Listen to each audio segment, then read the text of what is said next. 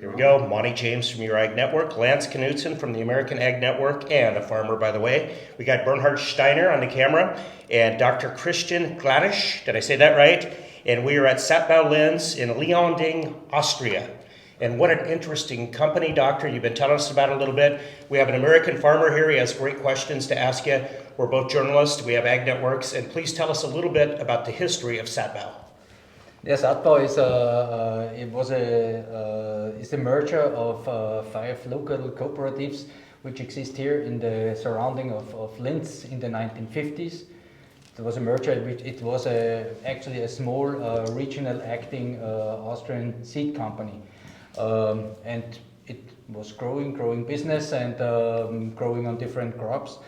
And we did, in the first step, we did a development throughout Austria, which is not a very big development, as Austria is very small. Right. With the 1995, Austria joined the EU market, right. And since that time the regulations have completely changed. The environment we were acting before was completely changed, as the market was first time open. We have been in a very restricted and completely 100% styled market. So Russia has never had an excellent working communism than we had here in the Austrian agriculture before EU. So there was a clear rule for where do you have to purchase the seed, how much seed you have to purchase. Everything was regulated. Right. With the joining of the EU, all those regulations were gone and the market was open. No. And we had to decide what to do. Either we cooperate all together. Right. What we did not do, we did the opposite. We expanded. We started to set up international subsidiaries. At the first stage, it was mainly sales forces in the eastern neighboring countries, Czech Republic, Slovakia, and Hungary. Right. Yeah, and year by year, the subsidiaries, our daughters, were growing, and till now we have from France to Russia more or less a complete sales team. We are now 560 employees in the group.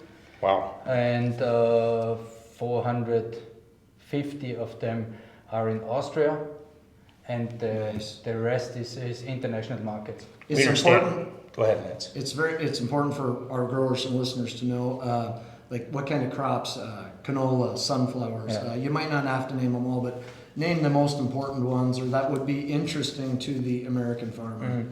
Mm-hmm. We have a bit different situation. On the one hand side, we are breeder. That means we really started the genetic with our products, but not for all crops. In Austria, we are more or less a full supplier. That means we sell from alfalfa till sugar beet, almost everything. Okay. Lots of these crops are not bred by Saatbau, but it's just in a kind of a delegation for the Austrian market. Sure. For our international development, we do just on our own genetic the sales. That means we have our main breeding program is corn. Corn. That's the main driver of the business. The second biggest crop, single crop, is now soybean. So we are now in a more or less American rotation, Right. Which has not been in the past, of course. Then the third biggest is the winter wheat, and the cereal group together is more or less a little bit bigger than soybean business. But the cereal business together is smaller than corn business, for instance. We are breeding winter canola. We are breeding durum wheat for noodle for pasta production. Oh, sure. Yeah. That's a quite big Durum wheat. Durum wheat, yeah. Durum wheat, it's a quite big part of the European market, or big part for us. Sugar beets, you said? No, it's just selling. But it's just selling. Okay. You don't kind of a distributor for this kind of crop. Lance here is a sugar beet farmer. I farm sugar beets. Super. Yeah. We understand too, Doctor, you're expanding into North America. Is that right? Yeah, we have as the corn and the soybean segment is becoming more and more dominant in our company. Me personally, it was me. I started in 2015, I think, with the first trials. I had some contacts to Canada, Right. and we started there. It was not really a fruitful beginning. Pun intended, So, right? as you can imagine, nothing fit and everything was wrong. But nevertheless, so 1 year later, I decided to go there and to have a look at them, and I was still surprised about the excellent performance. It's just the problem was we have been much too far south. Right. So we had to go further north, more to the Quebecian province, and and it works fantastic actually. So it's going to be one of my questions, because it looks like you raise stuff for more a colder climate. It doesn't look like maybe you have, what's important to a farmer where I live is we have a short growing season in North Dakota, as like southern Canada. Okay, and so we need a shorter growing season for a colder climate. Where southern farmers in the United States, they want a longer growing corn or soybean because it produces more fruit. Sure. And but with your development of what I consider a hybrid, are we getting those bushels then in the shorter growing season? Is that what your obviously should be your aim? Because that's the way you're going to sell your seed is if it can produce in the colder climate. That was actually the main problem. There's one big difference between the European and the American, or let's say the American corn market. Europe, the main usage in the northern part of Europe is silage. Silage. So right. France, Germany, Poland, Czech Republic are huge silage markets. Right. The grain segment is just a smaller part. Right. And this segment is also influenced more from the Atlantic climate. So we have a cooler growing area there. Right. And the main genetic which is used is a dent by flint genetic basis. Oh. And this dent by flint genetic has one big advantage. That's the cold and the cold tolerance and the early vigor, right. which is important, of course, in this early vigor is very important, and also in your area.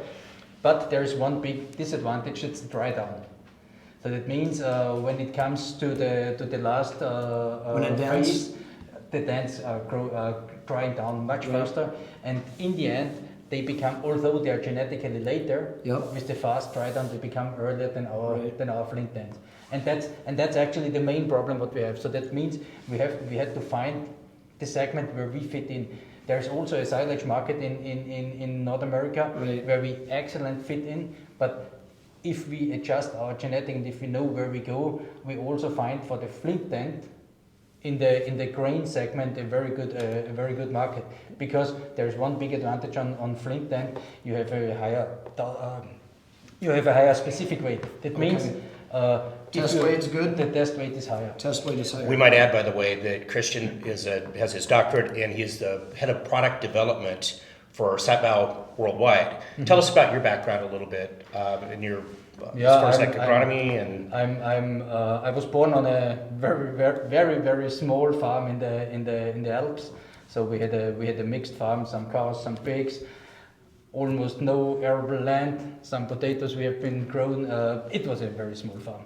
But nevertheless, I decided to stay in the ag business, and I did an agricultural high school, and then I went to the university, did an agricultural university, and then I did my PhD in plant breeding and phytopathology. Okay, so you walk the walk and talk the talk. Wow, that's awesome. Very good English, obviously. I studied that, which is good.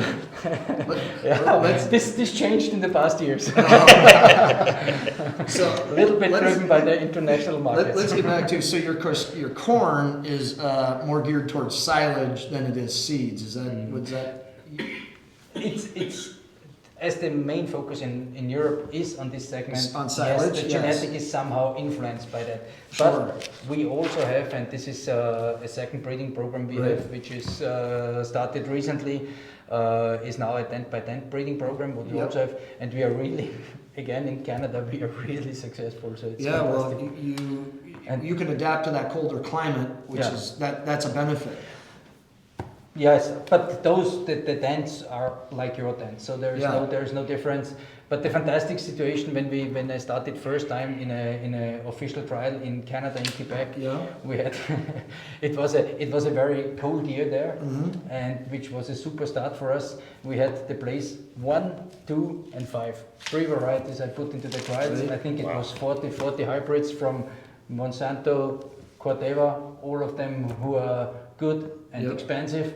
And the number 1, number 2, and number 5 was Saatbau. Nice. And I think there was some guys in Canada sitting and say, "Who the fuck is?" Yeah. Nice. Those guys. Podcast. You just became a podcast.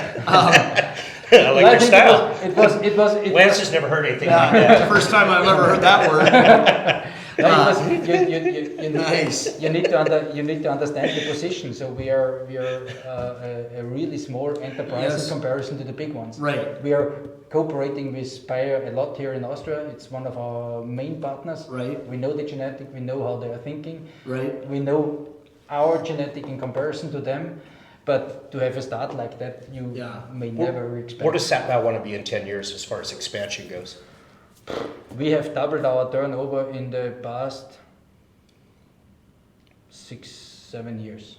So we have now a turnover of 280 million euro. And when I came to Saatbau in 2007, we had 70 million. So nice. Yeah. 4 times now the turnover in the past 15 years. So the business is really growing fast. This is something which it's a very nice thing. Are you going to expand into the Asian markets too, or yes, worldwide domination? Yeah, we have, and also very nice thing. We have our first sales in Japan. Oh. It was also a hard start there. So to be affected twice a year with typhoons and whatever, so you have everything you don't want to have. And you should have a lot of benefits going into Japan though, because you're non-GMO and they're a very, very non-GMO country. And so if your products are non-GMO, that was a benefit for you to get into Japan. It was pretty easy. We are more or less with the northern island, Hokkaido is on the same latitude. Yeah. Latitude to Europe, and so we could step in actually quite easily. Okay. So and non-GM is a big issue. Yeah. What questions, Lance, do you have as a farmer from in North Dakota? I think I've been asking a lot of questions that are concerning to me as a farmer. I mean, obviously you've answered the question about your non-GMO operation. All of a sudden that limits, like where I farm, maybe some of your opportunities, because our biggest problem is weeds. And all of a sudden now, we have water hemp is a big problem where I live. Do you have water hemp here, Kosha? No. Sorry, my English is restricted to You do a good, better by German. I don't know the weeds in English. That's my problem. Most probably we have them. Well, you probably have similar weeds. It's just weed control, I guess, is a big issue, and disease like like the corn borer. Do you have corn borer over here? Sure, yes. Are you controlling that with some of your seed genetics or not? No, not necessarily. What we do against corn borer is on the one hand side genetic selection. So that means lodging caused by corn borer is something what you should avoid by breeding. Right. So there is still something what you can do on the genetic side. Right.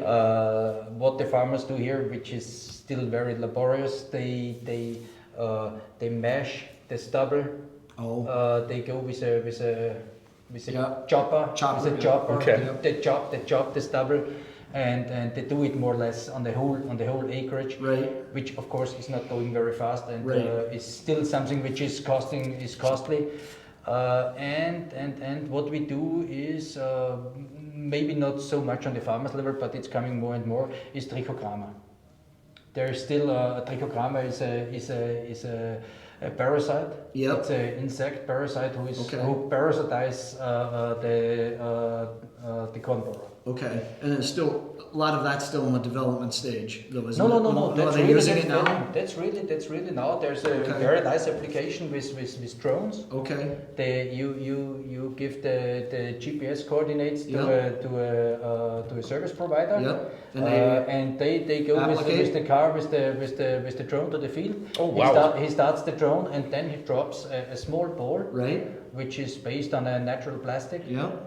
And inside this ball there is a trichogramma X. Yeah. Whoa! And after maybe develop? 1 week, 2 weeks, they get out and they parasitize this. They attack the corn borer, and that works. It's really, and this is on a with a drone. Yeah, with the drone. Oh my God. It's a big drone, Yep. and there's a vessel by Yep. and every 5 meters he drops one of the small Oh, balls. yeah. Looks great, and it's It's controlling the corn borer. it's very easy, very fast. So Yep. so it's a few minutes or maybe half an hour. He takes 10 hectares, no problem. Right. So, Holy shit! That No, is it's a- impressive.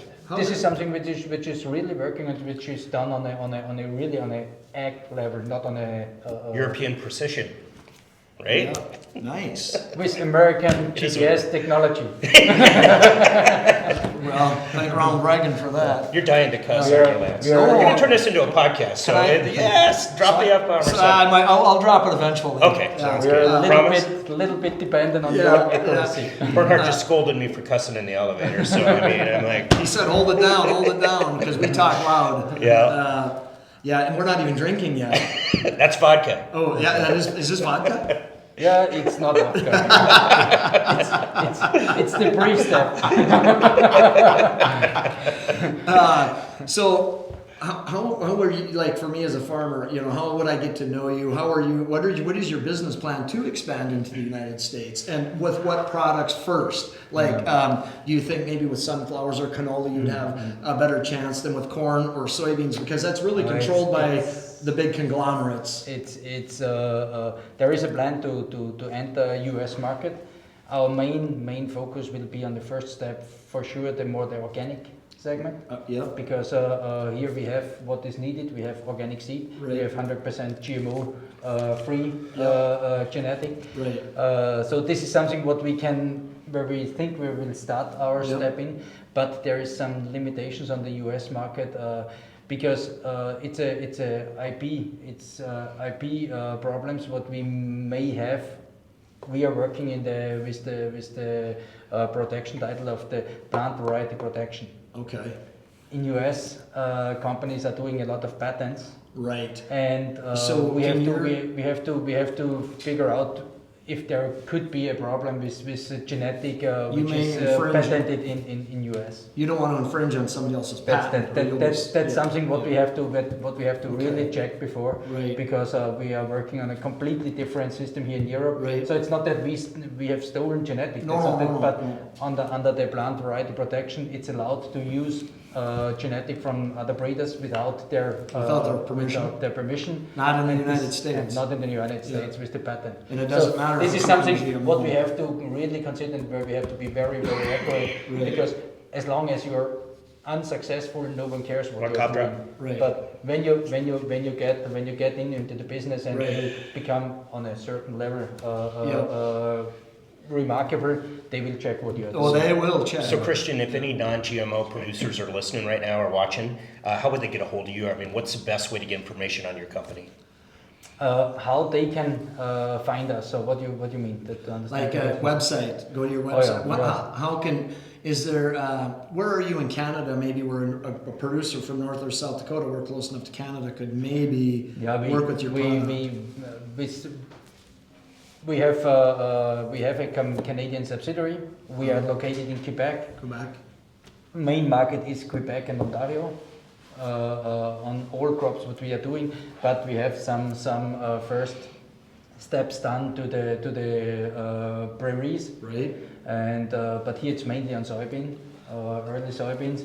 We are looking for the point of to step in, how to get the feeds on the ground, to say, okay, there is interest in our genetic. The genetic works. It's not an issue on the genetic, but it's just where is the farmer who is interested in a non-GM seed? And they're out there, yeah. And this to find them. I'm not in sales. It's a topic which is discussed in the sales teams. Saatbau.com, by the way. But on Saatbau.com, you always find it. You bet. Now, Lance has a few questions for you in German. Oh, Norwegian, I mean. Fuck. There, we finally got it over, Bernhard. We finally got it over. No, absolutely. Any more questions? I'm going to run out of battery here. Oh, well, I've got a lot of questions, but he's I was just we're talking about disease, and the big concern of the farmer in the United States obviously is going to be like rhizotonia. Do you have rhizotonia issues here with your soybeans? Fortunately not. Not? Oh, soybean is an almost completely healthy crop here, so we have almost no diseases on soybean. Oh. There is some sclerotinia, but it's not really a big issue. Okay. But I know it from the southern part of Ontario that they have it there, and sclerotinia, nematodes, and all those ugly. So how are you dealing with that? I mean, because that's going to be that will be the big thing coming into our country is how is one going to control these things, and you as a doctor of genetics and... we have to find what we do if there is genetic on the market. We integrate genetic in our genetic. This is what we are doing. As we don't have the challenges here in Europe, we still have to change somehow the system the further south we go in US or in America. So that means we have to get access to this genetic what we need. On which way?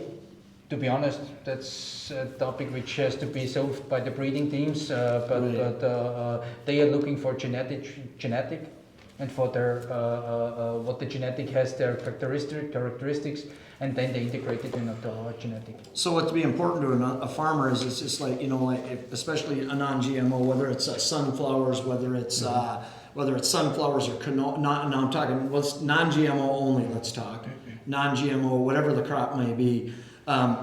Current older chemicals that we use on non-GMO crops now, we can use on yours, like in sugar beets, for instance, like a Betamix. Have you ever heard of Betamix? It's a chemical we use because you can put it on non-GMO sugar beets. Okay, I think you're talking about the sulfonyl urea. So we can control things. Yeah. There is still some it's mainly used in sunflower, where we have either the Clearfield resistance, or so it's a imazamox against the imidazolinone is the active agent, and against sulfonyl urea. These are the two characteristics what we have in sunflower. We have the sulfonyl urea now in sugar beet, which is a non-GM herbicide tolerance. Okay, that's what I was getting at. The herbicides, the pesticides. Yeah. I mean, because we have to, no matter if it's GMO or non-GMO, we still have to control diseases. We still have to control these weeds. We still have to, And there is still. I think in every country in the world where you go, you have any kind of threats which blocks you in your willing to produce. And you always find a solution. It could be a GM solution, but there is also other solutions. So in Europe, the corn is also sprayed against weeds, but it's on the non-GM product range. I've got another, I think, a pretty important question. I use a lot of seed treatments. I believe seed treatments really help control diseases, control things that can, in effect, obviously improve vigor. Being you're a breeder like this, do you develop any treatments, or do you think treatments are good on a lot of the seeds? If we look at the amount of active agent you need, it's the highest concentrated and the most focused application of plant protection stuff. So you believe that seed treatments are I believe that way too. Seed treatment is for me it's very important to be successful. Unfortunately, we lose seed treatments every year that they don't get regulated anymore, and we lose many of them, and we have lost many of them. We have lost the neonic segment completely in the 2009, I think already. Oh, really? That? Yeah, it's completely banned. So we have no neonics on the European Union, and this is a big disadvantage because you know, all kind of insects biting on the small germinating plant. So it's a big loss, but it's gone, and we will not get it back. I use seed treatment on everything, and I have neighbors that don't. And you can tell that I use seed treatment and they did not. You can see the difference. In most instances, I'm a believer, but you don't produce seed treatments, though. No. This is not our business. Not your business, yeah. What we try to be a little bit part of the development is substances which increases the vigor of plants, which is not on a chemical base but on a natural base. So it could be kind of a prebiotica, probiotica, whatever you can apply. But it's a very difficult segment. So it's you are dealing with a living organism, and it's a tricky. More on a business level, though, how are you going to deal? You know, obviously the legal issues with patents, but you're going to have certain clearance with the U.S. government, whether it be the USDA, the FDA, or the EPA. There's three bodies of government that they're going to want to know what the heck you're up to. And have you guys? Do you have a team are you one of the guys that's going to help deal with these things? Because they're going to want to know what your seed is. They're just not going to let you walk right in. Yeah, it's one of my duties, unfortunately. Because it's right now we don't have really a lawyer in charge. Okay. But actually, you would need. If you're talking about such things, because it's a kind of a minefield. So you may really bring problems to the company if you infringe somehow any patent system or whatever. So. But I was just thinking from a safety level, you know, you're going to have to prove to the USDA, the FDA, the EPA that your product is safe. Are you got a team? Are you working on to show I was more thinking of a food safety issue than the patent issue. I know your food's probably safe. But right now, I don't know any safety discussion on pure genetics. Okay. So you have the safety discussions maybe if you talk about the herbicide tolerance or if you talk about GM or some such things, but on conventional breeding, I've never heard about such a discussion. And there is nothing what we can where we are in danger. Of course, that's good. Sure. Yeah. Gentlemen, we could talk all night, but I'm running out of battery here. So, anything else you'd like to throw in, Lance or Doc? May I call you Doc? Doctor. Many colleagues call me just Doc. There we go. Hey, Doc. Well, it was nice to have met you. This is Dr. Christian Gladysz from Saatbau.com, Monte James from your Ag Network, Lance Knudson from American Ag Network, and prominent farmer in North Dakota, and we have Bernhard Steiner on the camera from Custom Travel Network. So if you're going to travel, Doc, talk to Bernhard. Talk to Bernhard. Yeah. All right, we're out of here. Thank you.